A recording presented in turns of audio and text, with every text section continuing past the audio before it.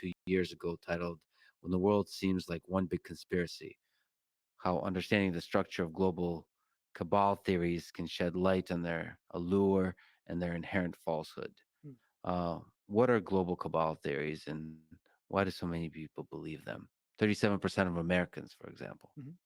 Well, the global cabal theory, it has many variations, but basically there is a small group of people, a small cabal that secretly controls everything that is happening in the world. All the wars, all the revolutions, all the epidemics, everything that is happening is controlled by this very small group of people who are, of course, evil and have bad intentions. And this is a very well known story that it's not new. It's been there for thousands of years. It's very attractive because first of all, it's simple. You don't have to understand everything that happens in the world. You just need to understand one thing: the war in Ukraine, the Israeli-Palestinian conflict, 5G technology, COVID-19. It's simple. There is this global cabal. They do all of it, and also it enables you to shift all the responsibility to all the bad things that are happening in the world to this small cabal. It's the Jews. It's the Freemasons. It's not us. And also it creates this fantasy, utopian fantasy. If we only get rid of the small cabal, we solved all the problems of the world.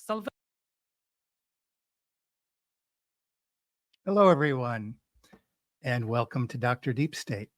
Our segment today is titled Conspiracy Theories: The Good, the Bad, and the Ugly. So that was Yuri there, Harari. And before I touch on Yuri there, the general idea that we're going to be working on today is the idea that those people that define conspiracy theories have a vested interest in delegitimizing them. Number two, I'd like to present an academic and historical approach to understanding elite theory. And number three, I'd like to do my own takeaway from 7 years in Dr. Deep State and my books, Seeing Through the Singularity and In Pursuit of the Metaverse, and how we can understand conspiracy theories through the lens of scripture and tradition. So one thing you're going to notice that he took it upon himself to define this. I would disagree with that, but we'll work on this in time. One thing that changed since I've been doing this Dr. Deep State sort of stuff is that the World Economic Forum came out a few years back and put out their agenda for the world. And at that point, there really, you could say, aren't that many conspiracies left to investigate. People can simply oppose the idea that because whatever excuse is given, the heat of the planet, that there needs to be rapid population reduction, that indeed, as Yuri there would say, that whole thing, the fantasy about God and free will, that is over. You're hackable animals. You'll merge with our machinery. So what's to conspiracize? I resist that agenda. I mean, personally, I don't know about you all, but I resist that agenda. So what is that agenda about? And okay, that's what we're up to here. We're just thinking about conspiracy theories, how they're defined, and what's kind of a good practical historical way of understanding these things. So before I continue, what I'd like to do is inform you that the new Telegram is up. It's over on Locals. I'll leave a link in the description section. And over there, we're looking into the deep state, the deep church, with an emphasis on preserving the historical faith in our historical church and tradition. So that's the emphasis over there. I'll leave a link in the description section. Over the coming days, weeks, and perhaps even months, one of the things I want to do over on Locals is really dig into my book that came out in January of 2000, Seeing Through the Singularity, which argues the subtitle is Uncovering the Cosmic Conspiracy. So I've argued that when we especially look through scripture and tradition, that we can see that there is this conspiracy that I've argued against God and man, against Christ and his church, and how that will play out as two sort of big sides to it that come together. One is this, what the World Economic Forum tells us is that we're going to merge. There'll be this singularity of the political, the social, the economic, the media, all kind of merging together, and will be part of this merging process. And I believe Scripture speaks to that, but merging into this beast system. And the other side of this is this Noahide covenant idea that in this sort of new order of things, there'll be a changing at the international level, a changing, and what will be put out there is this new covenant that people have to bow a knee to. And it sounds like it's consistent, the whole name Noah and stuff like that. But there's an agenda to it. It's a very pernicious agenda. I'm going to be digging into that. A lot of that has to go on locals. When you start talking about this stuff, it totally has to go over in locals. We're going to dig into it very much, how those two parts come together, the acceptance of this new world order, the place for different types of believers within that order, and the fate of them. Again, digging through typology and Scripture, I bring together this idea of the technological singularity and this new world order covenant, and how they kind of come together, and what's the logic behind this. And we're going to be digging into that quite a bit over there. And another thing I'm going to be, this is going to take quite a long time. Far and away, the most powerful document that I've ever read in my research is something we're going to be digging into. And it too is a document from the late 19th century, produced by, of all people, the Jesuits. It's the most scholarly, most direct evidence of this conspiracy. I've been going for several months now talking about the memory hold information that all speaks to the same cosmic conspiracy, drawing on history, tradition, and Scripture. But there's just nothing that compares to this document. I can't even say the name of it right now. And so I think I'm going to get a couple other people from locals to kind of, we'll have it kind of conversationally. We'll slowly dig into it. And what it speaks to is where this comes from in the Middle Ages and before, how it ties together in the late 19th century into today and the days that come. And it does bring all these parts together. Absolutely explosive. So I'm excited about doing that. So a lot of stuff going on over at locals in the coming few months. And there'll be other things as well going on there. So I'll leave some links in the description about that. So the next thing I'm going to go to here is, I said that one of the things that we wanted to do today was to argue that those that define conspiracy theory have a vested interest in delegitimizing it. That's one of the central themes. So what I'm going to look for here is just begin with an article from Scientific America. Sounds pretty legit and pretty scientific.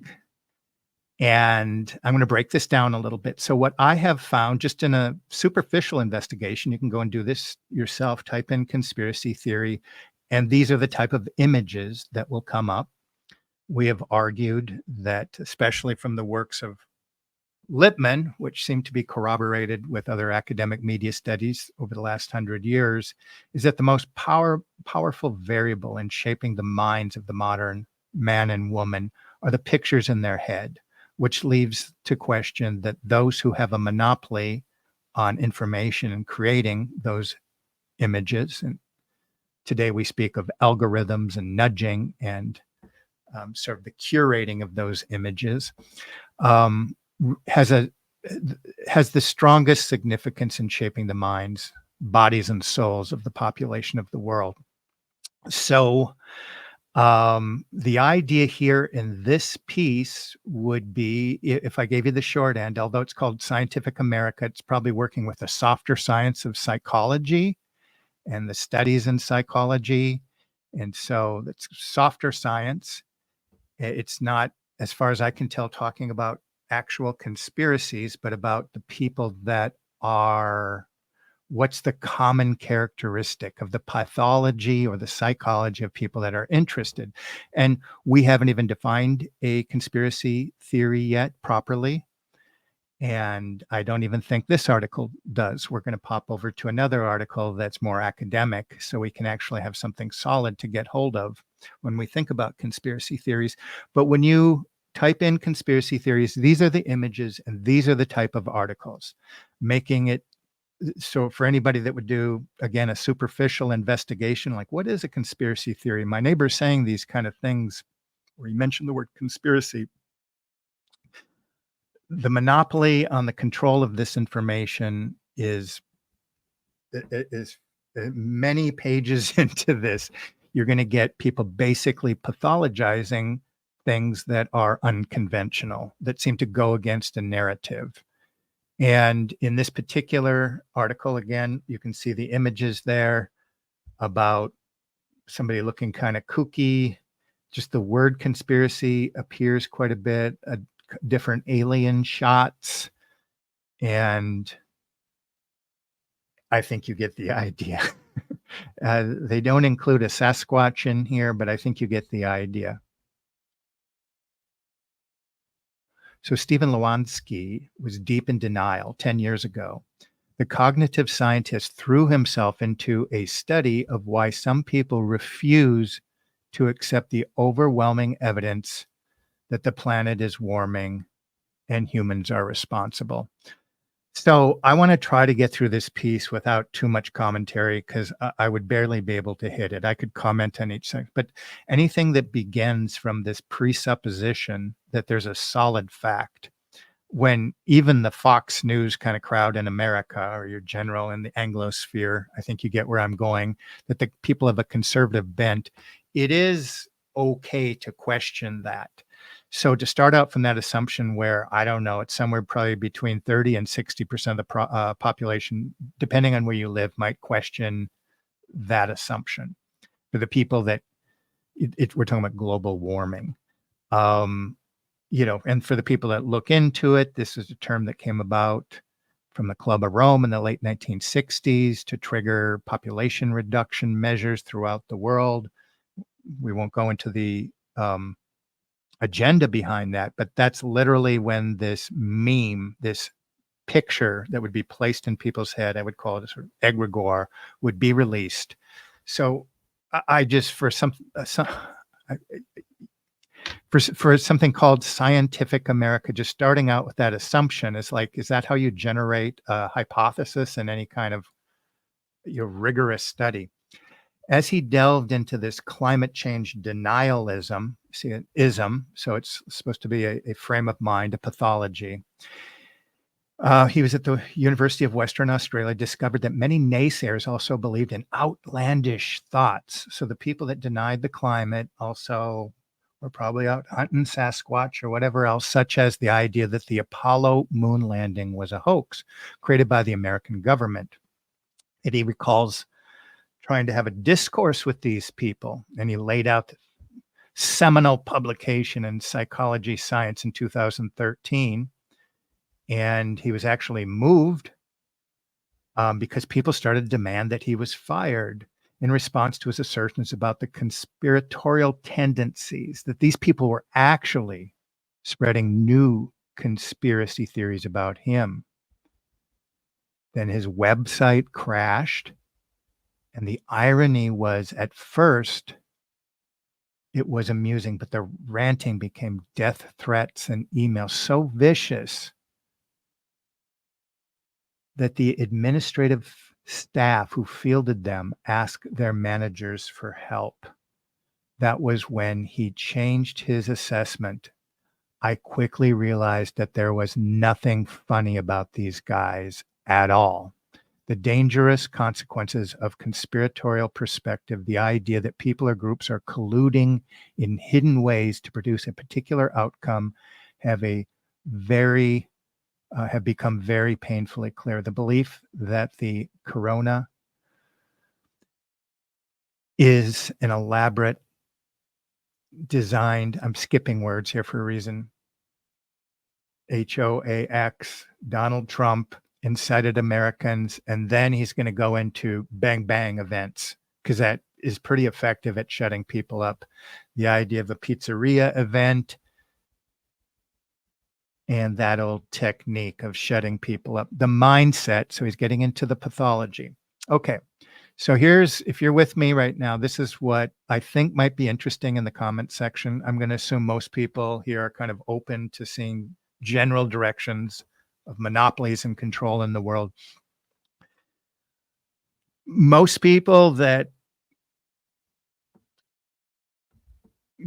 have this mindset, what would be more interesting is to turn this around in the discussion questions. And if somebody wants to comment, why do you think some people can't engage in obvious ideas that legally every day, that's a major charge against powerful people that conspire, sometimes in secret, with certain aims and objectives and agendas? Why do people refuse to even admit that at the most fundamental level, to even investigate it? And there's a number of reasons: fear, ignorance, love of the world, complete saturation in media culture. Um, some people just maybe aren't interested in getting it. There's a number of people, but maybe sometimes you might have one person in your life. I think we all do. We probably all have many. Many of us actually feel isolated. So it'd be more interesting to turn this around as we get through this and begin a scholarly approach that why would people, when you just give them I'm just flipping this article right here on its head, when you show them facts, they refuse to even look at it. So I think there's multiple reasons, but I don't know if we can get down to kind of one fundamental reason that the mindset is surprisingly common, he concluded. For instance, when more than a dozen some of these words I can't, the double F word with a flag, if you know what I'm saying. Um, it's really people that just challenge discourses here. But there are many factors at play. New research suggests that events happening worldwide are nurturing underlying emotions that make people more willing to believe them. So here's where we get into the idea that I think they want you to, when you kind of bump into somebody, they're questioning, they're kind of maybe feeling you out and questioning a certain narrative, to maybe make you, the picture that should come into your head is that these people are, you're going to see the guy in the spacesuit, the aliens, the bang bang events. Such feelings are that they're alone, they're disenfranchised, they're outsiders. And maybe that's some people's fear.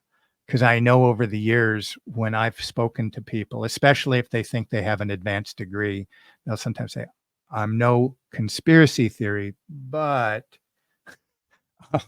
so there's just a fear of having that label as one of them, because somehow you're not with the group, you're not with the club, and people maybe fear that sense of isolation. So it seems to be telling you this idea of disenfranchisement. You're going to see the word isolation, the people that lack control. So they go into their bedroom and look on the computer.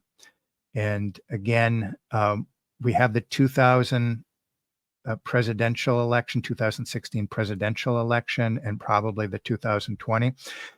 The event here in space, bang, bang down there. Don't even want to touch it right now.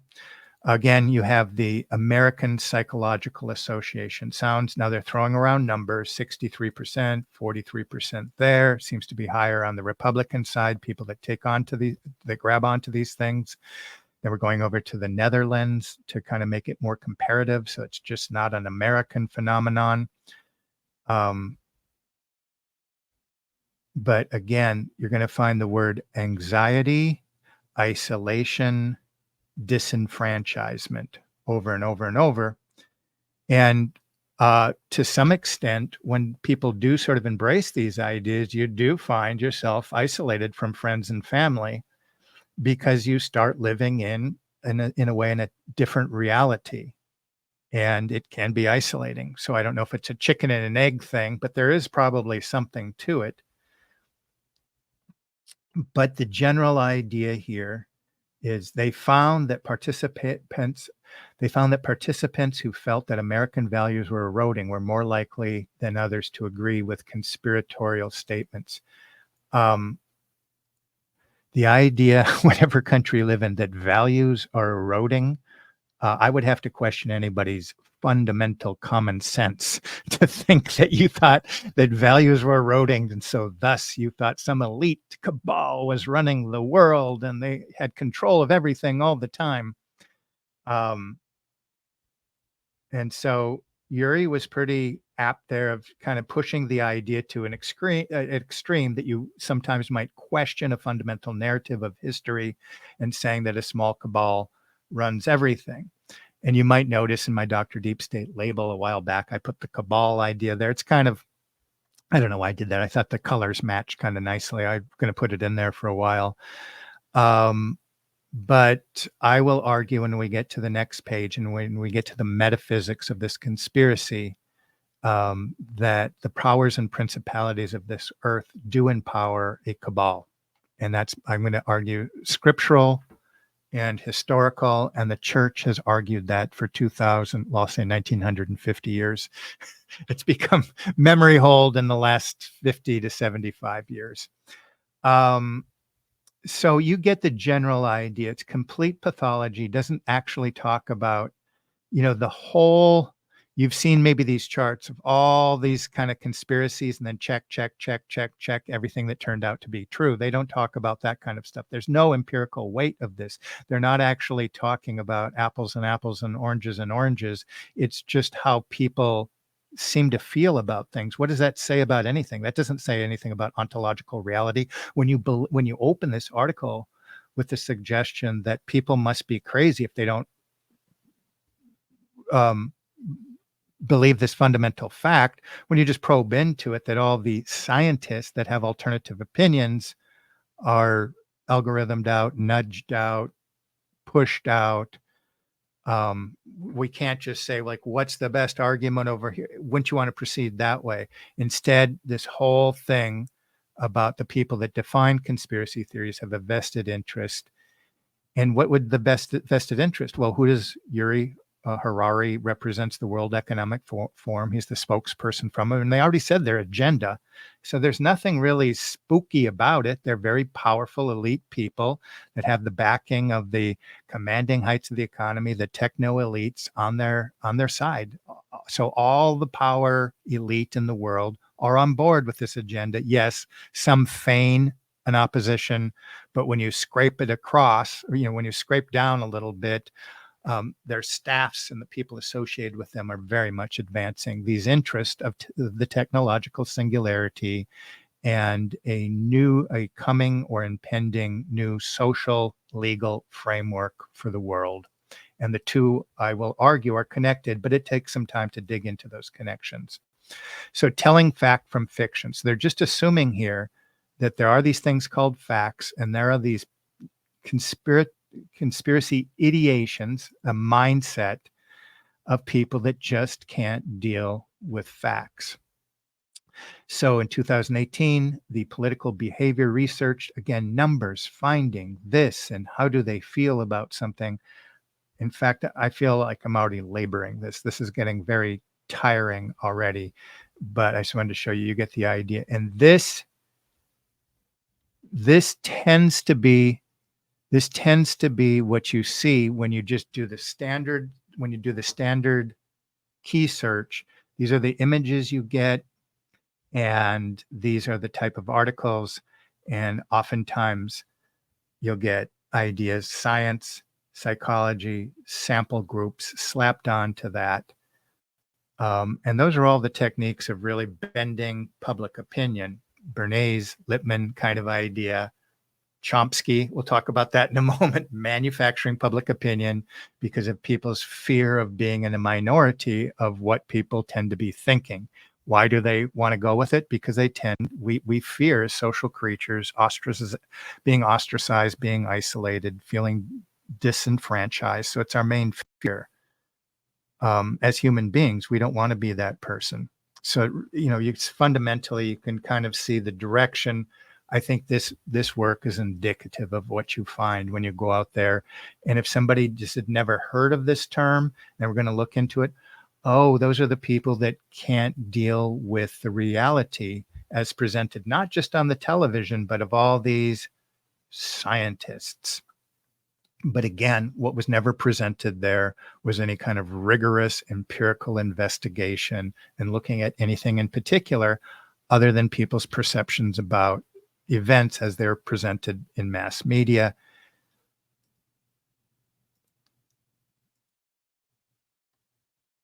Okay. Now I'd like to get into this work right here. And this is pretty consistent with what I've been doing in Dr. Deep State. So let me just set this up. This is called Elite Theory as the Intellectual Bias of Conspiracy Theory. And in the subheading here, we have, thus far, conspiracy theory has been defined by those who have an interest in delegitimizing it. It is overdue to be redefined in a rigorous manner and to receive recognition as a branch of sociology. And I have argued before, and we'll see it argued in here, that it was part of historical, and it's a historical social science investigation or a branch of social science inquiry. So what I'm about to present is pretty consistent with how I constructed Dr. Deep State. If you're still new to this site, the first 104 videos were me moving from, I developed this taking academic, scholarly, social science research. My special perspective on this comes from international relations studies, because you can kind of see the big picture, especially of empire building over the ages and fitting that together. And most of the sources in here I have used, but what I do that's fundamentally different, I say like, okay, there's obviously power elites that want to monopolize resources throughout the world. They historically always have. We're going to find out it's the nature of how the world works. And they want to monopolize information. And they want to do that in order to shape and mold human behavior. So what I've asked from the beginning on Dr. Deep State, in my book, Seeing Through the Singularity and In Pursuit of the Metaverse, is to what end? So, because there are a lot of people, very sophisticated people, that go into elite theory, deep state, want to call it conspiracy, and they just, it's left at that. It's just left at kind of a worldly perspective on this. They just want power for the sake of power, and that's just what people do. And I bring in, again, scripture and tradition and a metaphysical lens and say that there is a telos, there's a direction, and it's a direction that's antithetical to the telos of scripture and tradition. So that's my basic building blocks, that I kind of wanted to see this through the lens, again, of scripture and tradition. So what we're about to look at here is just looking at conspiracy theories through a scholarly, or I would call it the eminent frame, not the metaphysical, but just simply on the ground. And just some ideas, if this is still new to some people, just some ideas of, these are your kind of real basic resources in terms of, unlike the other piece of pulp crap that we just looked at, actually having like, what is the there for serious people, not just these people in their mother's basement or whatever the stereotype is, looking at the ancient pyramids, looking at Sasquatch, looking at reptilians. What is the there that's there? And what we'll find is that there is very much a tradition of doing this. The term conspiracy theory goes back to the late 19th century, and Karl Popper, in his book, goes back to the 19th century, but becomes more common after the book Open Society and Its Enemies by Karl Popper. In his book, he describes and disparages the conspiracy theory of society, which holds, that's what Yuri Harari was talking about there, which holds that whatever happens in society, especially happening such as war, unemployment, poverty, shortage, which people are which people as a rule dislike, is the result of a direct design by some powerful individuals and groups. Footnote 1. He claims this belief is widely held and is clear, and it is clear that at the time of publication, quote unquote, conspiracy theory did not carry the connotation of being ludicrous and absurd as it does today. The stigmatization of conspiracy theories began in the 1960s, as did the use of the term conspiracy theorist. This was in large part in response to the criticism of the Warren Commission report into the assassination of JFK, as it demonstrated by the CIA documents describing how its propaganda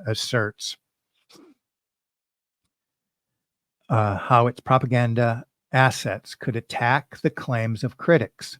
Some suggest strategies include claiming that those promoting alternative theories were politically or financially motivated, or that parts of the conspiracy talk appear to be deliberately generated by communist propagandists.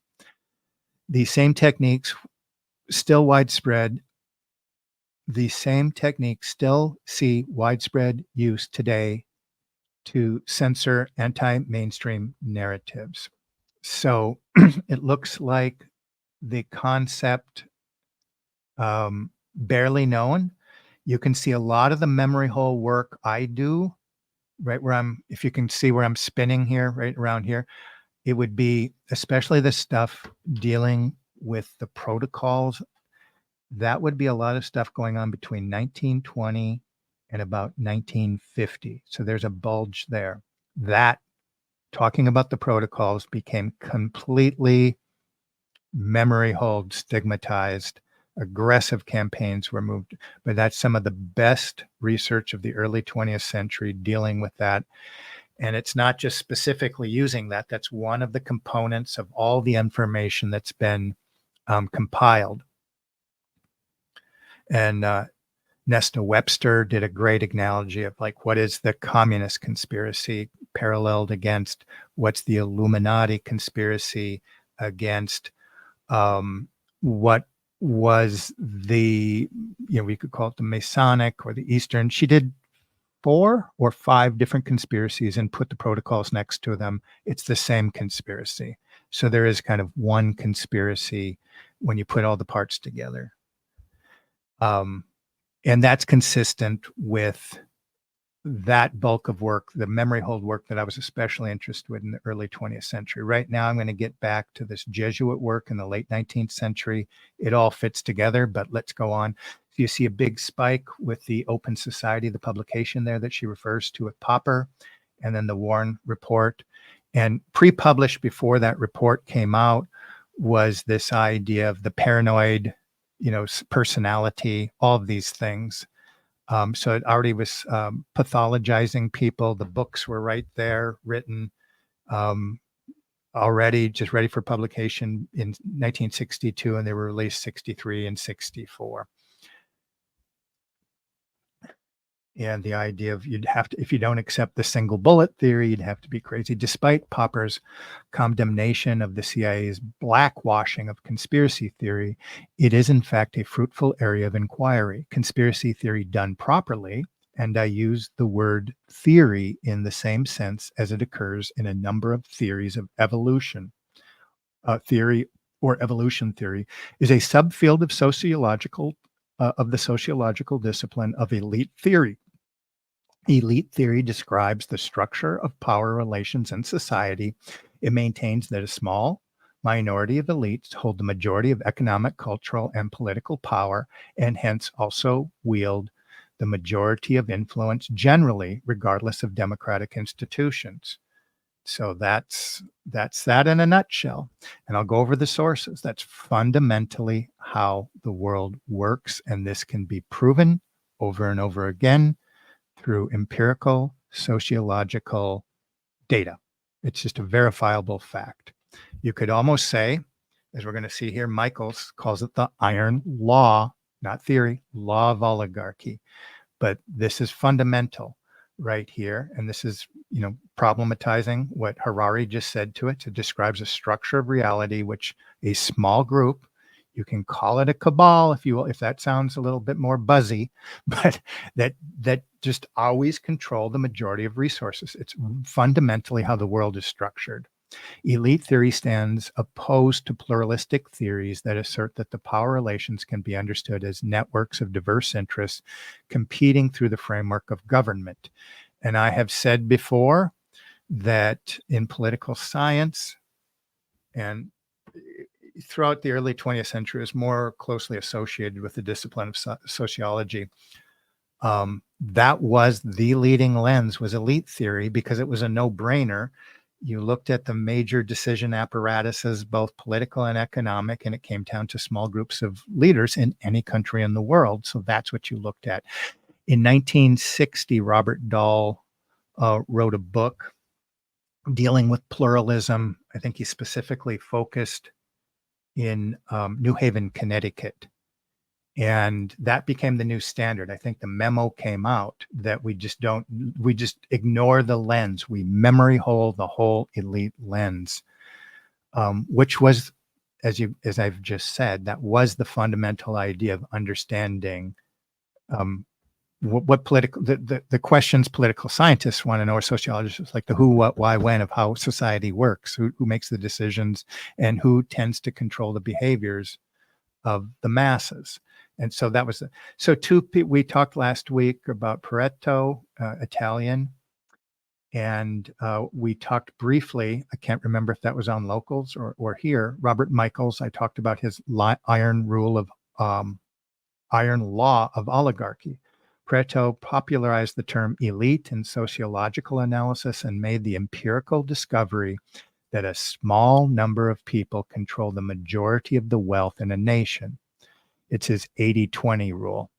And I believe when we talk about the progressive era, that was when we were looking, there was kind of there's a short period in American history between roughly 1890 to 1910, turn of the century, where newspapers, periodicals, editors, authors would look to the commanding heights of the economy and look at a collusion between forces, economic and political forces, and that they called for a reform movement. And this is where you'd get the cartoons of robber barons and the money sacks over Congress, the names we are familiar with even today, the Vanderbilts, the Rockefellers, the DuPonts, the Morgans, and how they had unprecedented control, a small group of people.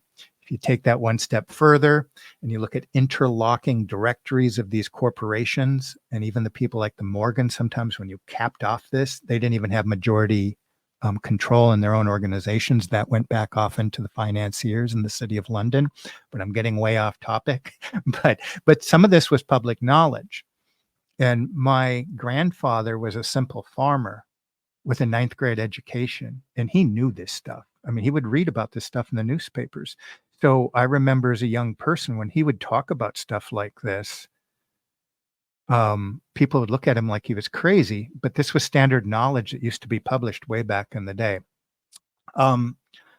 Michaels developed the iron law of oligarchy, which states that all complex organizations eventually develop into oligarchies, even if they were founded as democratic institutions. And what I have argued throughout is in these things called eternal forms, Plato's eternal forms, that these exist, they're consistent with our Christian tradition, and that one eternal form is the kingship, that it's an eternal form that lives forever because it's consistent with the transcendent realm. And so once we get out of that, all other things are just temporary human forms that need emotions and to prop them up, these isms of the world. And that's not to say that monarchy can't be subverted, but this is fundamentally what both of them are saying. It's at the end of the day, you can talk about pluralism all you want. that the fundamental hierarchy of a triangle is going to exist in either the form of a monarch or the form of an oligarch. If there is any, even Pareto's kind of 80-20, that somehow 20% of people do no, we know that from the robber baron age, when they thought it was 20%, it really is more elite than it ever has been. I think even saying the 1%ers is very generous. If you think of the town that you live in, do you think 1 out of 100 people is super rich? They are not. It's really a fraction of that 1% that we know. And that's one of the objectives of the world, is for a certain group of people to own all the resources. And this is the forbidden thing to speak about, the agenda behind that. And that's why we're going to especially go back to the best scholarship I've ever seen from the Jesuits in the late 19th century, that goes into every language in Europe, into the original sources. I've never seen something just so, we'll use the word scholarly. So the best minds of Europe are taking apart, and they're looking at that cabal, exactly what Harari's talking about. That's what they're saying is going on. There is a group that's doing exactly that. Okay. Conspiracy theory studies the actions. Well, here we go. We have an actual definition finally. Conspiracy theory studies the actions of elites and the consequences thereof, focusing particularly on situations involving subterfuge or deceit, and especially where the activity is immoral or illegal. It is not at all unreasonable to assert a priori that elites or people in general may carry out acts that benefit themselves at the expense of others, or that they may subsequently lie about it. In fact, a conspiracy, by definition, a group or people with shared incentives cooperating to perpetuate illegal or immoral acts, secrecy, or outright deception, is necessary due to the illicit nature of conspiracy.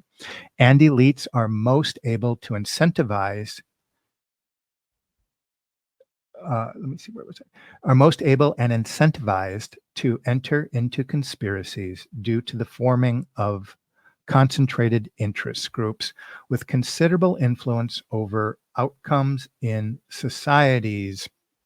So briefly, in America, the people that constructed the United States of America, fancied themselves a new kind of scientist or a new kind of engineer that were going to make this mechanism to perpetuate more pluralism. They wouldn't use that expression. But Madison in particular, who's the intellectual archetype of this, it was the New World Order in a sense. And he said, when he talked, the word interest group wasn't around at that time. He'd call them factions. And he'd say with any group, and our framers looked at constitutions all the way back to the time of Aristotle and Plato, and thought this through, the dynamics of systems and who had power in a system. He said there's always going to be a faction, what we would today call an interest group or a lobbying group.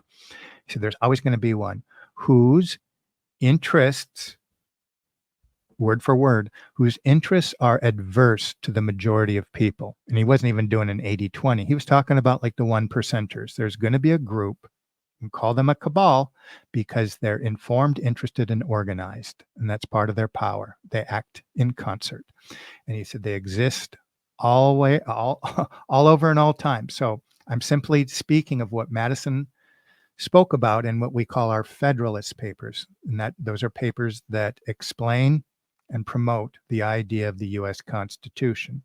And so he said that's just innate. So it's consistent with what Michaels was saying about the iron law of oligarchy, or what Pareto said about the 80-20 rule, that this is just the nature of things.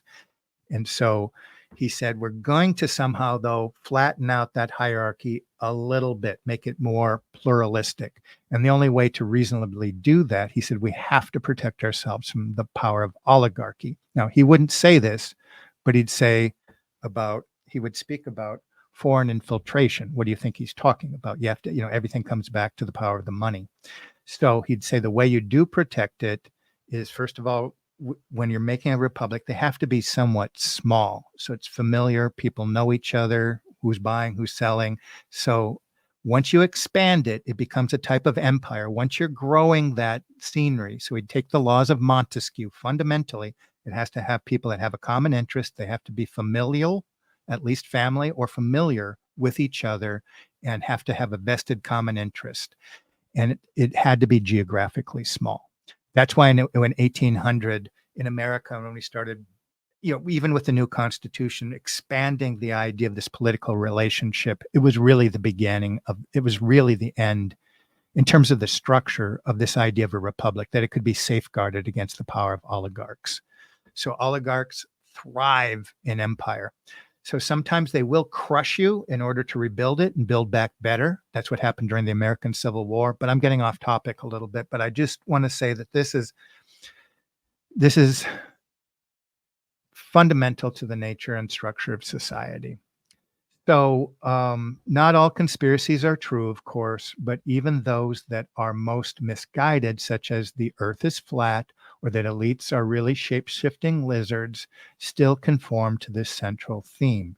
In the case of flat eartherism, the theory holds that we have been deceived about the shape of the earth by the elites in order to promote scientific materialism by which we may more easily be controlled. In such a case, the reptilian theory, we have been deceived by elites about their very nature, which would logically prevent us from understanding and resisting their schemes. Although these particular theories are wrong, the field of conspiracy theory is still quite instructive. One common criticism that is raised at this juncture is that it is paranoid to believe that the elites are engaged in schemes to harden the public. And that's what we just spoke about in that first piece from Scientific America, that anybody that must engage in this kind of thinking must be paranoid, is the word that's usually just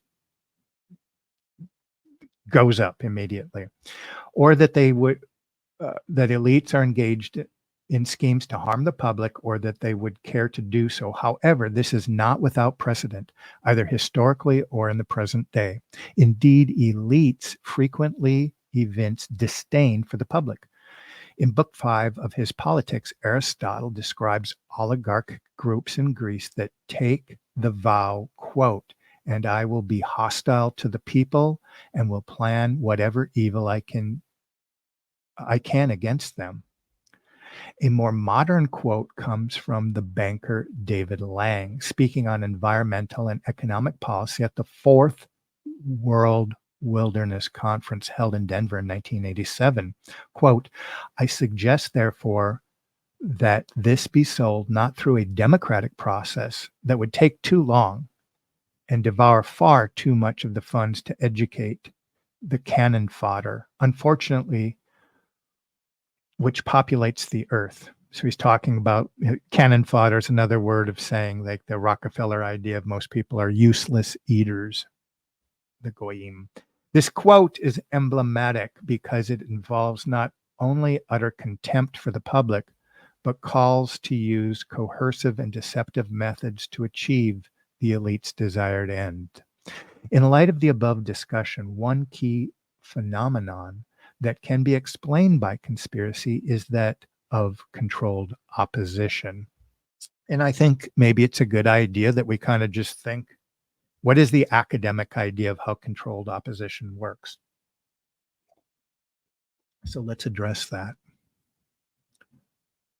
The key phenomenon that can be explained by conspiracy theory is that of controlled opposition. If elites in society wish for a change of any kind to take place, they are almost guaranteed to encounter opposition in the populace. To ensure that the change progresses unimpeded, this opposition must be controlled, corralled, disparaged, ridiculed, misrepresented, and otherwise neutered. So that's exactly what the first piece did in a highly deceptive way. Often this comes in the form of opposition thought leaders who are elevated to prominence by the media, itself controlled by elites, who are secretly working in support of the agenda. Noam Chomsky describes how this promotion of dissenting views can serve to reinforce the status quo. The smart way, this is a quote from Chomsky, the smart way to keep people passive and obedient is to strictly limit the spectrum of acceptable opinion, but allow very lively debate within that spectrum, even encourage the more critical and dissident views that gives people the sense that there's free thinking going on, while at the same time the presupposition of the system are being reinforced by the limits put on the range of that debate. And that's pretty powerful. And I think what we need to do is think about that when we look at the alternative media community. So again, if you went back on the internet 5 to 10 years ago, there was a lively truth community. Those kind of out there opinions got corralled out, and now we have a new voice. So, whereas people, I think just about anybody, is kind of tired of the mainstream, figuring out that that is pure propaganda. So, they're going over to the alternative voices, the sort of Tuckers of the world. And Tuckers are giving them a new kind of red meat. And it's stuff that certainly you're not hearing on the mainstream. It starts to connect some dots and make some kind of sense. This historian he had on this week, it's like, okay, that actually sort of makes sense. And just the response of the people outside of the framework criticize. So it gives them, as you would say, a lot of street cred,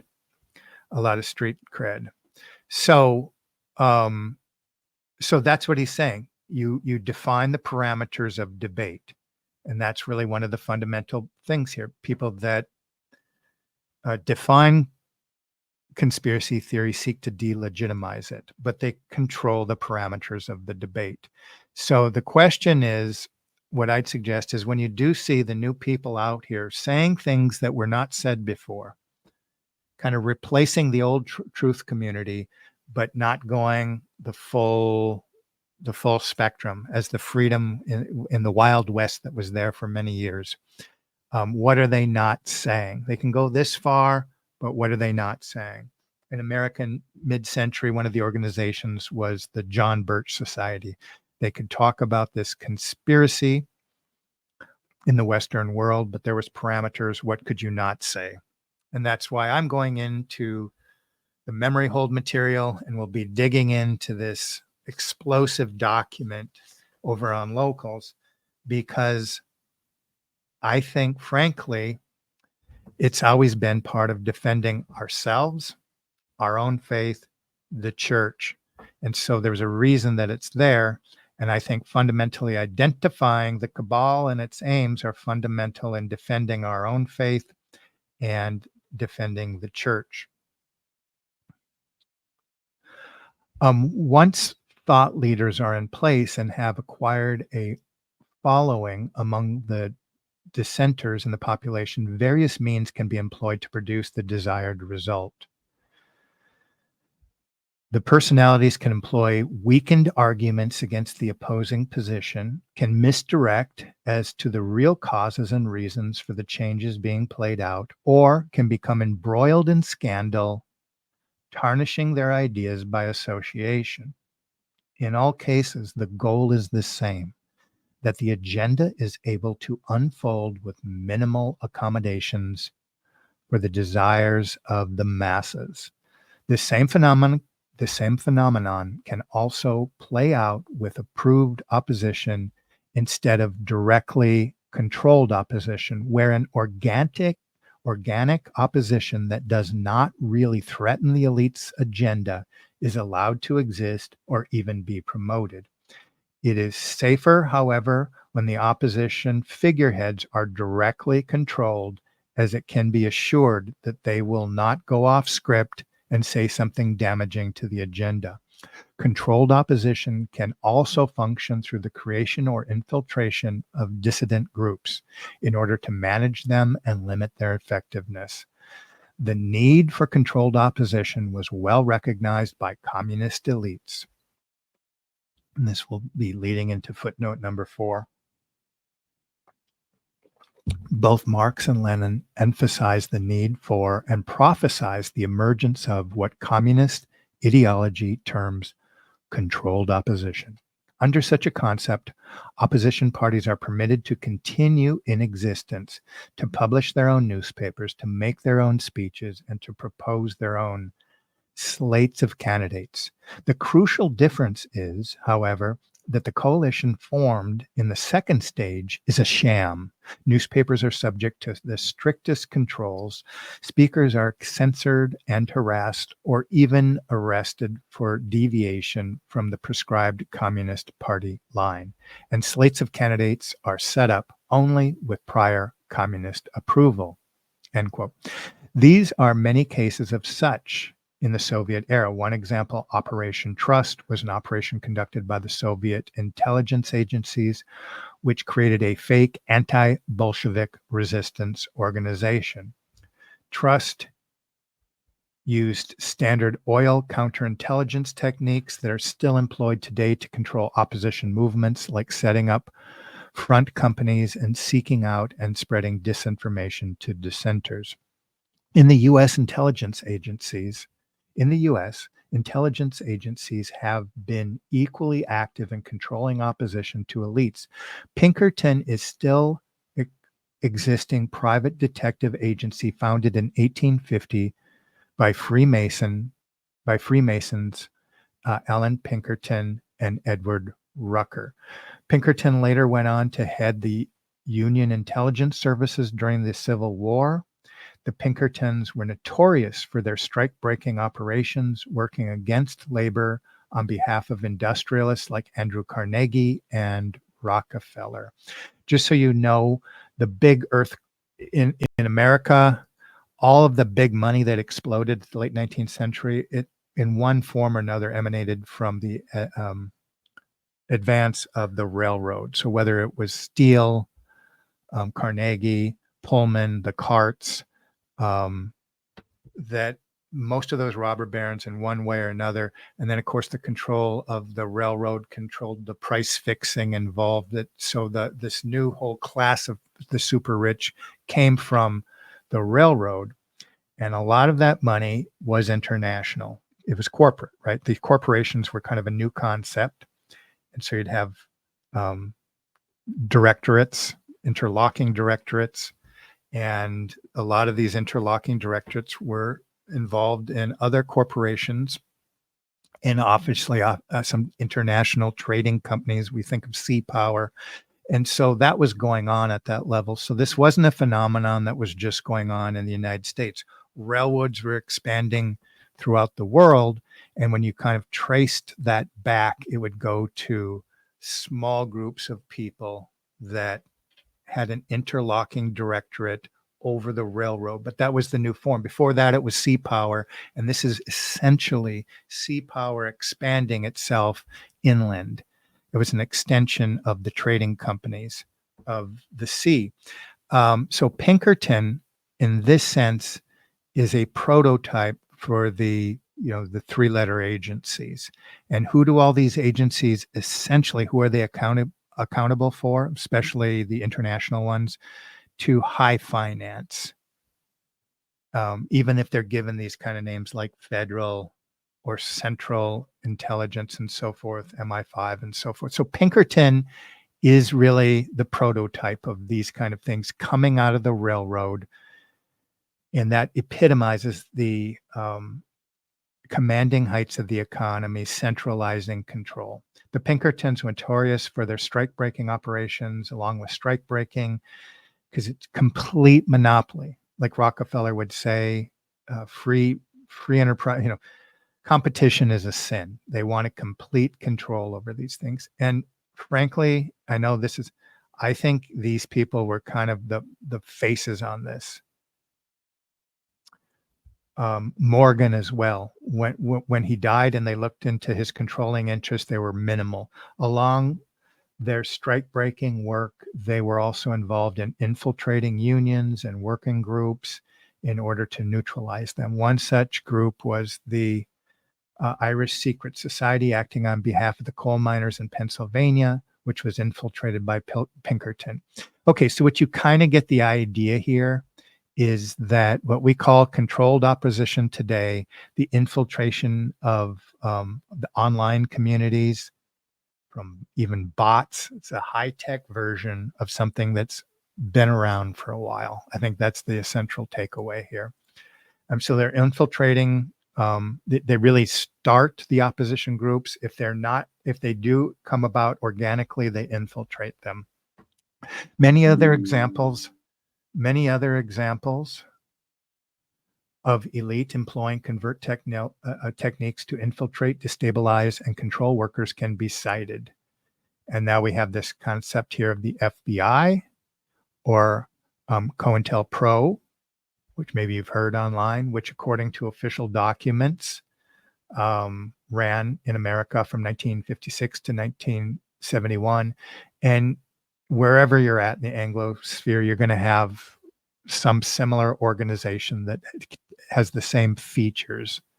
It just happen to be kind of the popularized American versions.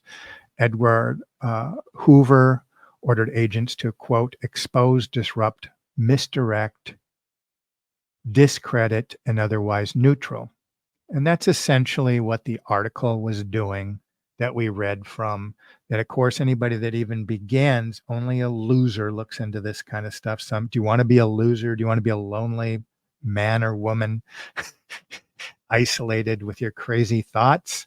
Or do you just want to kind of get on board, embrace the show, enter the spectacle? One of the primary goals of the program is maintaining the existing social order. This is what it's always about, maintaining the traditional. And the traditional order is always the same. There's the commanding heights of the economy, and each and every nation state has some linkage to the commanding heights of the international economy. It's never been otherwise that I've traced in international relations. You can't, the beginning of the starting of any of the nations in what we'd call the modern world are extensions of trading companies. The trading companies come in, they figure out strategically what's the infrastructure and the government that needs to be in place to maximize and extract maximum resources. So that's just how colonialism works. So it's to maintain the existing power structure. Controlled opposition fits under the purview of conspiracy theory because it involves deliberate action involving deception to facilitate the schemes of the elite. Although theoretically anyone could employ such a ploy, the resources required to set up fake organizations, hire frontmen, and control the media ensures that only the kind of concentrated power found in societal ruling class could successfully pull off such a gambit. So again, so far, this is historically just a fact of how the world works. So I'm pushing back on Harari there when he calls it crazy, because these people feel powerless and they're dumb, and this is a simple explanation. No, this is a traditional explanation of how the world works. And the people that talk about iron laws of hierarchy are simply memory hold. And our understanding of reality, if we want to return, I've always argued to the fullness of reality, so we can embrace the temporal and the transcendent realm, require us to kind of see the forces working against us. Controlled opposition is even used against the concept of conspiracy itself by promoting the public's attention only on the most asinine and egregiously wrong conspiracies, such as the aforementioned flat earth or reptilian shape-shifting theories. Using a few well-placed mouthpieces, Western intelligence agencies can spread disinformation in anti-government, that is, anti-elite circles, then use the media to spotlight that disinformation in order to discredit anti-government ideas generally. The public eventually learns to associate non-mainstream criticism with ruling elites and criticism of ruling elites with the lunatic fringe. and throw out the good with the bad. Theodore Roosevelt said in his biography, quote, "Then among the wise and high-minded people who in self-respecting and genuine fashion strive earnestly for peace, there are foolish fanatics always to be found in such movements and always discrediting it. The men who form the lunatic fringe in all reform movements that he neglected to mention was that the lunatic fringe in many cases graciously supplied or bolstered by the elite themselves." So before I continue, we need to think about, even in our own influencer community, what is acceptable and what is non-acceptable. Recently, I didn't read it. Some doctor accused me of being anti the S word, anti-Sem. So what I'm going to suggest I'm sandwiching this in the center of this article. The movement that we'll be investigating, both in terms of technological similarity and submission to the new Noahide covenant, both are going to be advanced through the fear of this label. So you can get some idea over the last year. Anybody that even critiques the deaths abroad can be labeled this. So through fear or being called some other group, you don't accept it. But in both cases, you will have to reject what your parliaments in Europe, your state houses in America, the federal government's pushing this proposal for you to reject central tenets of sacred scripture in order to get along and go along. And how many people are doing this, how this is not part of the discourse, how this is not part of the criticism. So this article is not addressing that, so I'll do it right now. So it's through that fear, and so if you talk about that, you're on the lunatic fringe. And frankly, there is truth. You will be isolated for doing that, because frankly, in terms of what's approved by the world, Christ said, if you love the world, you don't love me. I mean, you can't be much more clear than that, can you? Follow me. What did he do? He criticized this elite that's empowered by the powers and principalities of the world. So I'd suggest that, whether you're Protestant or every other faith right now, I'm going to have Protestants or Catholics. When you want to just easily throw somebody under the bus, and then your mind gets around that idea, how much compromising are you going to do before you reject Christ, or that you decide to merge with the technological beast system?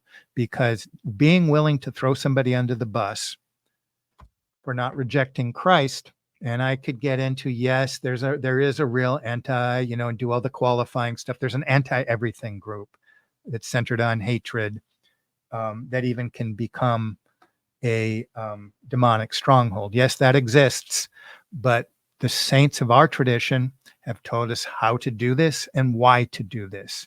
So when you throw someone under the bus for saying that, realize you might be throwing the saints of the church and part of your own immune system, that even if you're not speaking out about it, you need to at least maybe not be throwing other people, because that will shape how you're going to deal with the world in the future. So that's enough. I'll get off this little hobby horse here, but that's pretty much, I didn't want to do that at the beginning. So that's pretty much my take on that topic.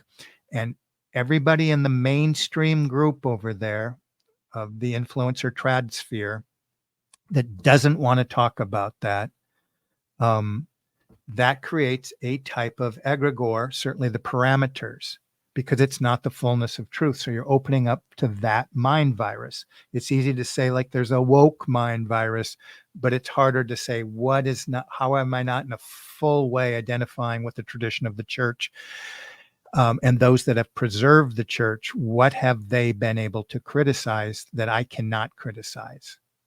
Okay. And so this labeling is going to be central to moving you into taking the mark and rejecting Christ. And I don't think that's much of a prophecy. The writing was on the wall over the last year with the new legislation and the wording of it. And the fact that people aren't speaking up about that more, it is what it is, right?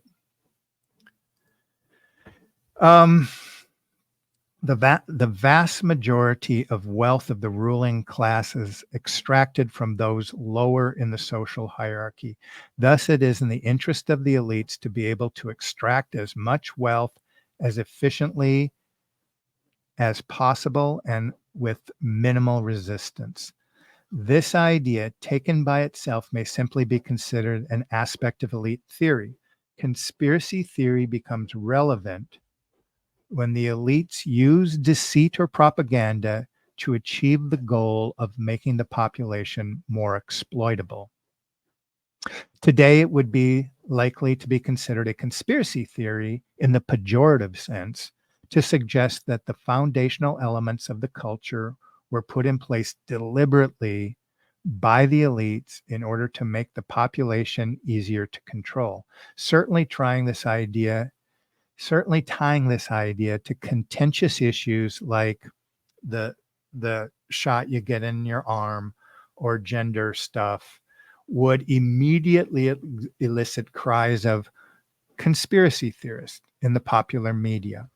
And yet, it is a conspiracy theory and a true fact that elites have subverted the culture in order to make people more docile and compliant. Perhaps no other individual stands as a better proof than the fact that Edward Bernays, the nephew of Simon Freud, Bernays was a self styled father of public relations who wrote the book literally in 1928, Propaganda. In it, he writes, I've used this quote even recently, the conscious and intelligent manipulation of the organized habits and opinions of the masses is an important element in democratic society. Those who manipulate this unseen mechanism of society constitute an invisible government, which is the true ruling power of our country. Bernays was undeniably one of the elite, coming from a prominent family, obtaining great personal wealth, and working with U.S. presidents, leading industrialists, Hollywood celebrities, and the CIA. Among his achievements were making it socially acceptable for women to smoke, promoting water fluoridation, and engineering consent for the 1954 CIA-sponsored Guatemalan coup. In fact, he also wrote the book The Engineering of Consent, 1955. And in Chomsky's book, The Manufacturing of Consent, drew kind of heavily from the ideas of both Lippmann and Bernays. But you have the ideas, especially between the three, Chomsky, Bernays, Lippmann. What do they all have in common? They're talking about a cabal of people that are interested in what we today call socially engineering the population. And they have all the connections of the military industrial complex. So when they speak about these things, it's kind of hard to deny what they're saying in an academic sense. Bernays was influenced by Freud's idea that people's behaviors were shaped by irrational unconscious forces. It's usually fear, right? Fear of being isolated. His central insight was that these forces could be manipulated by psychologists not only to make money, but to make people more passive and controllable. Bernays thought that by stimulating the desires of the public and then satiating them with consumer products, the behaviors of the masses could be managed. Prominent business interests were aboard. Lehman Brothers, investment bankers. We must shift them. This is what you call the commanding heights of the economy. We must shift America from a needs to a desired culture. And that's, of course, Bernays' famous epitaph that he created, the century of the self. People that were connected to other people in a sense of community. He made them people with an endless desire, always trying to fulfill in this hamster wheel of unfulfilled desires. We must shape a new mentality in America. Man's desires must overshadow his needs, end quote. President Hoover considered the project a great success and in 1928 told a group of advertisers, "You have taken over the job of creating desire and have transformed people into constantly moving happiness machines." And that's one of the central ideas in my book, In Pursuit of the Metaverse, that when we embrace the eternal forms which are God, as St. Augustine would say, we don't rest until we rest in God. Once we shift our aim off of those eternal forms, family, community, nations, and the integrated structures that can hold those together, which was probably most perfectly realized in Christian integral societies and subsidiary arrangements. Once we pull ourselves away from those into this atomizing, free-willing people, it's just an endless chase of desires. And all of these consumer desires are just misplaced categories of thought that will never satisfy us. And that's exactly where they wanted us to. We're not even, and that's the idea of the simulacrum, that we can't even have a direction back to how we can truly find the desires that our minds and bodies were created to connect with. That is the transcendent God. So once that has been shifted and immanentized down to the earth, we take all of those, our efforts, our bodies, minds, souls, our consciousness that should be directed toward worship of God, and we take them toward worship of ourselves or worship of man. This is pure Luciferianism.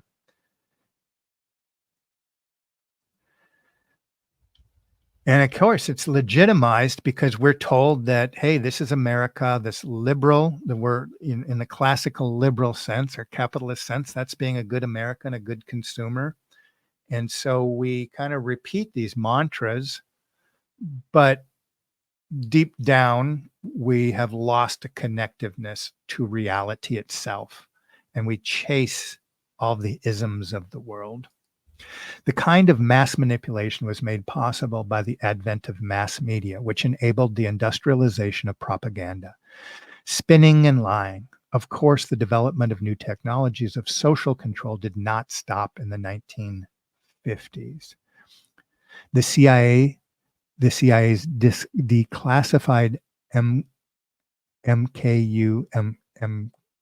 MK Ultra program ran officially from 1953 to 1973 and investigated the psychological and the pharmacological techniques for brainwashing and mind control. And of course, they were more established with the Tavistock Institute at the end of World War I. Likewise, the previously mentioned Soviet Operation Trust, MK Ultra operated through front organizations where the top officials were aware of the CIA's involvement. One of these officials was Donald Ewan Cameron, who was the president of several important psychiatric institutions, including the American Canadian World Psychiatric Association. Cameron helped the CIA develop psychological torture techniques like psychic driving, which sought to replace the subject's natural psychological impulses with drives suggested by the practitioner. Other declassified documents in the book, Acid Dreams, demonstrates how the MK Ultra research on LSD was weaponized against the hippie anti-war movements of the 1960s in order to neutralize it as a threat to the American political establishment then waging in Vietnam. More recently, techniques from behavioral psychology have been used to increase compliance with government orders during the recent situation over the last 5 years, lockdowns. According to one UK scientist, I'm going to kind of you kind of get the idea here. What happened in the last 5 years? I call in my book, In Pursuit of the Metaverse, we're experiencing an empire of spectacle. The idea of the control mechanism, it's not going on at any natural level. The whole world was moving in lockstep. And the reaction to this by the bulk of the citizens of the world was the same. So we're involved right now with a world system of social engineering and mind management And we see that at play. And there's kind of one centralized control of the media apparatus that's behind what's going on. And I think some people had a glimmering of that, and now they're kind of losing sight of that a little bit. But that we see happening in our world today.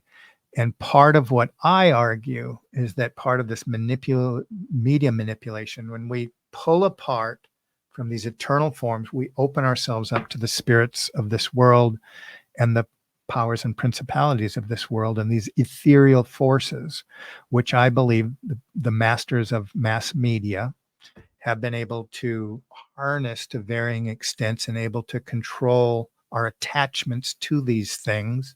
It's beyond just the dopamine hits that we're told about and the nudging, that the mass media really does have an ethereal control over the hearts and minds of people that consume and are addicted to it.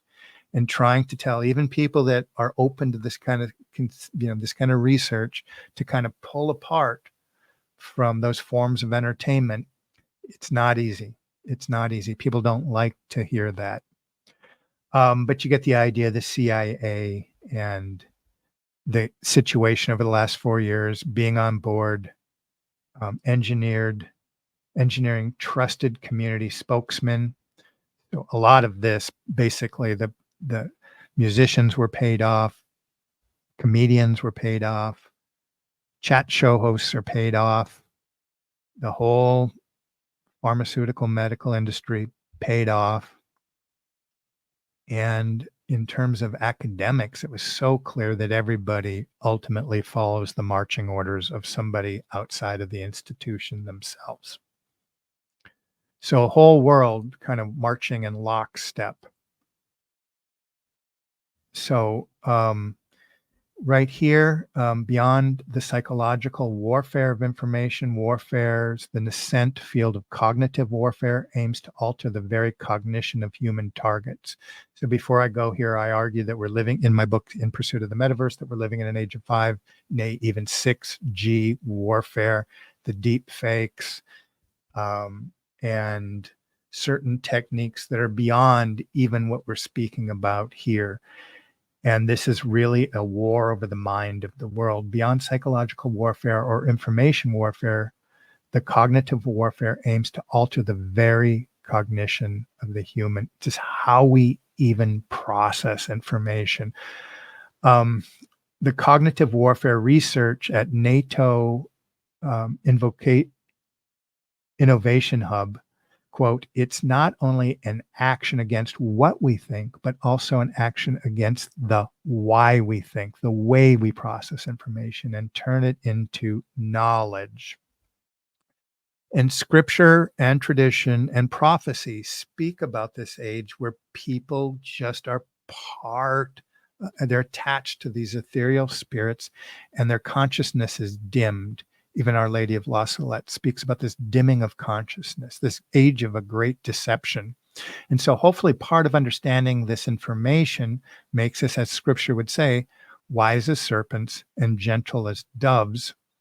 But what we really, I think, want to know about is what has been memory hold and what are we not allowed to talk about? And maybe this isn't for everybody, but the fundamental question you should be asking, does this bring me closer to reality? Does this bring me closer to Christ? Does this make me more holy? If the answer is yes, then you should individually probably consider detaching from a lot of the spirits of this world. And I suppose people can become obsessed with this kind of material, but I think living in this age of deception, playing by the rules in your alternative quote unquote influencer community, sometimes you don't realize, even when we're consuming information from that community, that they can become agents of this mass deception, and this is how the devil wants it, even as they're talking about scripture, tradition, and Christ, but leaving out that component that has always been discussed, the component that our saints have felt is necessary to talk about in order to preserve the church and our own very souls. So we're getting into I think we're getting a lot of the ideas here um, that let's see if I can mention this. Uh, this let me just look a little bit right here. As has been so far and will continue to be shown, the military and intelligence communities are often key players in elite conspiracies. I went back and watched a couple of my very first videos on Dr. Deep State. I first talk about the iron law um, of oligarchy, and then I talk about Peter Dale Scott. And these are the agencies. He's all about looking at the three, and he's very accomplished academic out there in Berkeley, Canadian born, and he's going to talk about, you know, deep state. He really defines the deep state. He's defining this information. He's looking at the three-letter agencies at an international level that are involved in exactly this and who they are. So I get into that fundamentally before I establish what's being presented today with you, before I get into the metaphysical elements of this all. But it's important to understand that the alphabet agencies, the military and intelligence, they're key players, the military and intelligence operations. There are several reasons for this, the most important of which is that it is elites that control the military and intelligence and give them their directives. This can be seen in the case of the Pinkertons, who functioned as private intelligence and mercenaries working for the industrialists, the commanding heights of the economy, not the industrialists in any one nation, but who has that at the commanding heights, who's extracting the resources of the countries throughout the world. In other words, colonizing the resources and the minds of those people and putting in the infrastructure, as well as the history of the heads of states, many of whom were generals and some of whom were intelligence officers or directors, including George H.W. Bush and Vladimir Putin. You might remember the famous debate between Kerry and Bush. Both of them were members of the same little Yale institution, little private institution there at Yale. And a lot of people, yes, even back then when a lot of people didn't know these kind of things, just bringing that up made it kind of sound like you could see the social pressure was going. Don't even ask that question.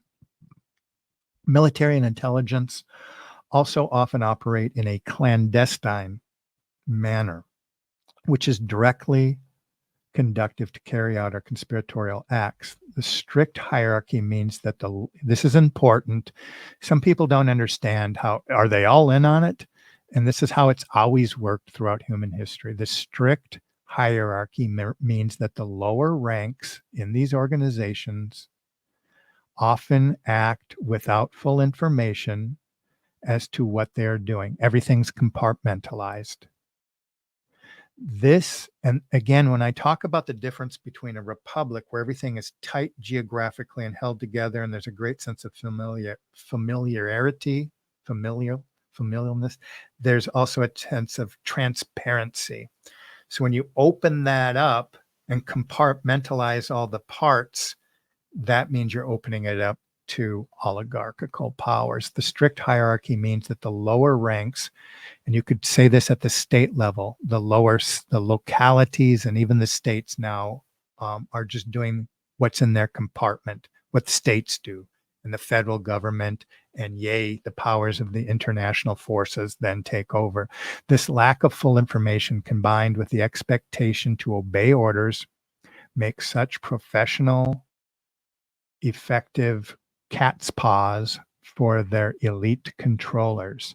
This is further amplified by the fact that military officers are already prepared to carry out immoral acts, i.e., or e.g., for example, killing people, with the justification that they are doing it to quote unquote serve their country.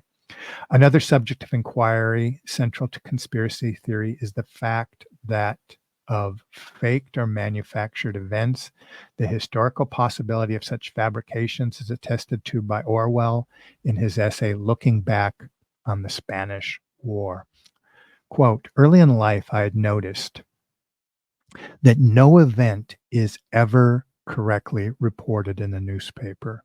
But in Spain, for the first time, I saw newspaper reports which did not bear any resemblance to the facts, not even a relationship to which is implied in an ordinary lie.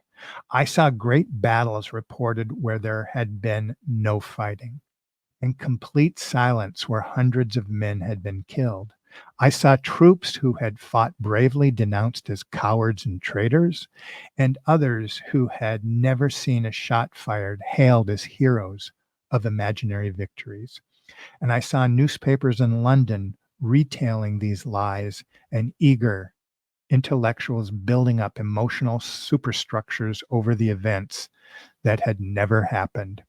I saw, in fact, history being written in terms of what happened, but what not in terms of what happened, but what ought to have happened according to various quote unquote party lines. So I'm going to go on a little bit more, but you get the general idea that this is not new, and that you sometimes it's said that the newspaper is the first draft of history. So if there's full of lies there, people in the future go back to look at the primary sources. If those are muddled, then everything passed along gets sort of muddled. But you can sort of look at an overall trajectory sometimes over time and sort of get a general sense that is there a small group of people at the commanding heights of the economy that are extracting resources and putting infrastructure in place throughout the world to induce a desired effect, i.e., social engineer the masses of the world in order to achieve certain ends or an agenda. And I would argue that, yes, that direction has been announced by the World Economic Forum. Here's the agenda. So whether or not you can see all the pieces going in that direction, we can look at what the World Economic Forum is doing, who are the masters of industry and who are the masters of tech that are behind this mass surveillance state that's coming upon us, and this mass drive for integration of all things into the internet of bodies. And how, if you're acute scripturally, this should be anathema to you. This is not, this is a removal from the incorporation of the mystical body of Christ into the mystical body of this beast system.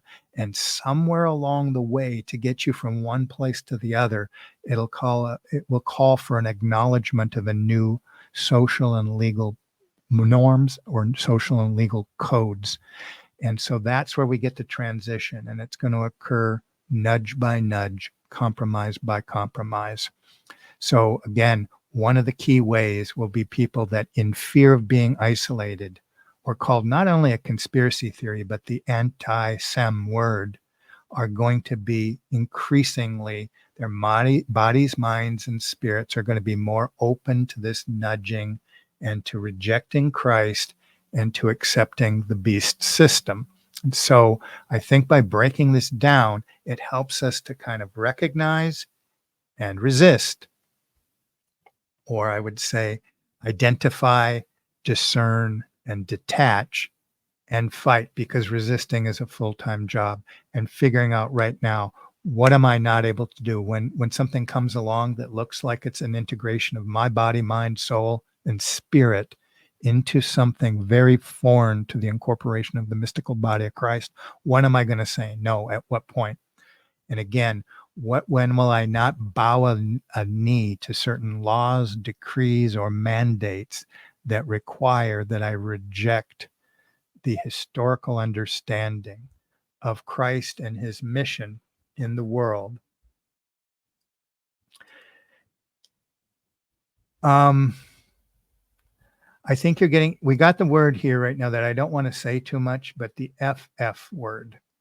And these have been used. He's talking about the Swedish-Russian War. So these are all things that have been historically acknowledged, how the King of England at a time, maybe I should just define what it is a little bit up here for you.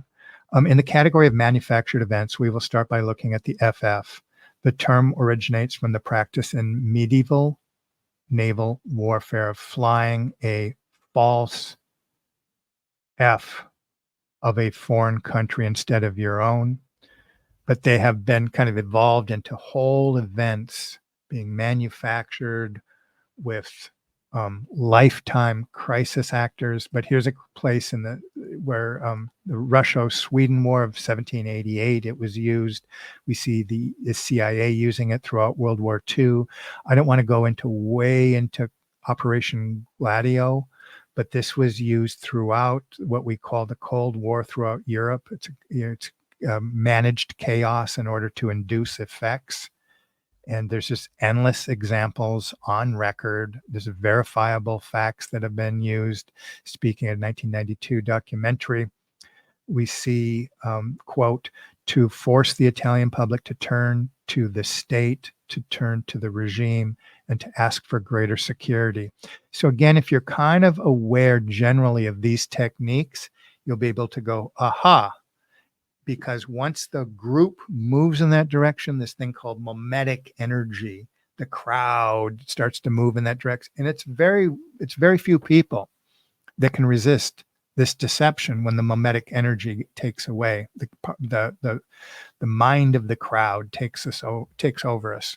So if we're able to spot it ahead, we can kind of pull away, I believe, from that. But yes, the idea of Operation Gladio, with all of the things were associated with these double F's, that when you get into this lifetime crisis actors, so pulling off these events like the one that went in dealing with the ear and whatnot, if you've seen the pattern over and over and over, how the ambulance responds, how the first reactors responds, how the immediate crowd responds, you see a certain pattern, and that it doesn't square with typical protocol of how an event such as this would go down, and the numbers don't add up. And again, if there's any kind of casualties associated with it, it's very effective, especially if young people are involved. You can't question it because you're looking at that guy. You've just crossed, so to speak, the Rubicon of social discourse. So it's very effective at whipping up this mimetic tension in society and ensuring the parameters of discussion and debate. So I think you get that general idea that this stuff has been going on since the Middle Ages. These techniques are very old. They're involved in social engineering, reinforcing the parameters of debate. Or as Tuckville would go, once you kind of understand the changes that have happened, well, like we think the woke culture in the last 5 years, Tuckville would say, it begins something that somebody would have seen absurd 5 years ago is now accepted in society. And you go at one point, you don't even put up opposition, even though deep in your heart, the whole idea is crazy and there's probably an agenda attached to it. And so those techniques are just the way that quote unquote elites who exist in every society manipulate the masses. And ironically, some people would look back at, Christendom or the Middle Ages and think that it does look like one massive control system. Like you have to go to a priest to be forgiven. You need the church because the church is the icon that mediates heaven and earth. It is Christ's mystical body. Christ alone mediates heaven and earth. And it does look like a monopoly of control. And it could be manipulated as such. And so it's hard when people see that through a lens of conspiracy that, there's corruption and I'm just going to do it my own way. And this is where everything gets really tricky, because the church itself, which Christ promised, there's going to be wheats and tares. It will have corruption because we're in a fallen state. But somewhere within that body, I promise holiness. I promise an immunization from the forces of this world and the deception of this world. So when we want to throw out the baby with the bathwater and kind of go with the modern program and become an atomized individual and our own pope, and hopefully just our own little communities, I think even if you're in one of those communities, you have to lean back on things that have always been true. The forces that built Christian civilization are forces that we should be able to go back and identify and attach ourselves to as the central source of resistance against the coming onslaught of deception and the age of integration and the mark of the beast. So I think we get the general idea. We got a lot of just factual places that come on, usually through the variations of like the situation in Guatemala or different coups and all of the propaganda that's used. And so in terms of different methods of modern colonialization, we see these at play. And again, a lot of this stuff coming back to the Federal Reserve, which would mean the people that essentially epitomize the commanding heights of the economy. But I want to show one interesting thing right here, how we could socially control something like one of the most central features of an eternal form, which is the family. So to return to Popper's previously mentioned critique of the conspiracy theory of society, it is obviously absurd to suggest that all happenings in society are the result of direct elite action. So in a sense, he's saying what Harari said, that yes, everything in the world is the responsibility. Yes, that's not proper investigation in terms of proper execution from a sociological or political perspective. It's not everything all the time that's controlled by the group. That's what you're kind of corralled to think that the definition of a conspiracy theorist is by people that want to delegitimize the conspiracy theory. However, it is equally absurd to ignore that elites, their agendas, and the conspiracies to enact those agendas can dramatically influence how society evolves, even when certain outcomes are not the direct result of elite actions. Elites may still be responsible for creating the conditions which allow for certain events to occur. One historical example is the Great Depression, which former Federal Reserve Chairman Ben Bernanke has admitted was caused by the actions of the elites when running that institution. So I would say whenever you see these kind of crashing markets, obviously the insiders crash it, buy it for pennies on the dollar and remake it, always consolidating those resources for people that develop some of those industries outside the group. So it's just a complete smash and build back better approach inside those economic specters. And so the American stock market crash is a classic example. It started on Wall Street, spread throughout the world, and the modus operandi of the elites was the same: consolidate resources and then use that as a justification to confiscate and control the gold supply, and on and on. Information supply, the same thing would go on during the pretext of the Cold War in terms of controlling information. But let's get to this. In other cases, elites may use their power to create an incentive structure that brings about negative outcomes. In this case, it is the interaction between the elites setting the incentive and the masses following the incentive that produces the results. One such example is the no-fault divorce in the United States, subsequent to the states allowing for unilateral no-fault divorce in the 1970s. Divorce rates shot up and have remained high. And again, in the traditional church, East and West, this is a sacrament. This is an eternal form, and it connects to the other sacraments. So this was really not only an attack on the family, but a fundamental attack on the mystical body of Christ. Of course, it is not always possible to predict all outcomes that may result from actions or incentives, and so unpopular outcomes may be framed as unintended consequences of well-intended actions.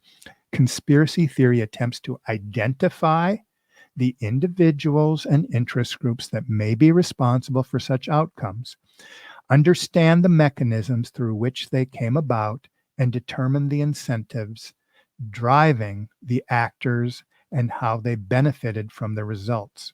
If deliberate collusion and conspiracy cannot be proven through documentary evidence, as in circumstances where evidence has been hidden, lost, falsified, or deliberately destroyed, then it may be inferred by building a strong chain of circumstantial evidence. This is what happens in courts of law every day. This does, however, mean that the failure mode of conspiracy theory is to mistakenly identify agencies in phenomena that were genuinely organic or coincidental. In contrast, mainstream sociology often fails to recognize the role of agentic behavior in shaping social behavior, even when it exists. Currently, in the common vernacular, conspiracy theorist is whatever ideas the Western ruling elite has deemed damaging to their agenda.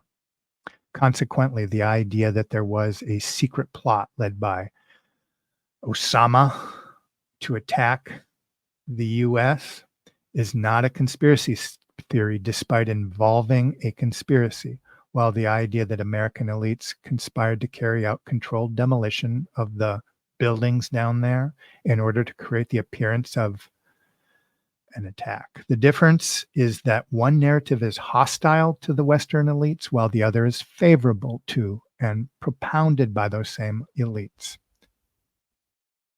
Okay. And then I guess the inside job idea. The definition also serves to exploit topics like the existence of Bigfoot, Loch Ness Monster, or whatever aliens built the pyramids, as these are generally pulp conspiracy candy serving to titillate the viewer, the reader, as opposed to seriously investigating how elite interests shape society at the expense of the masses. And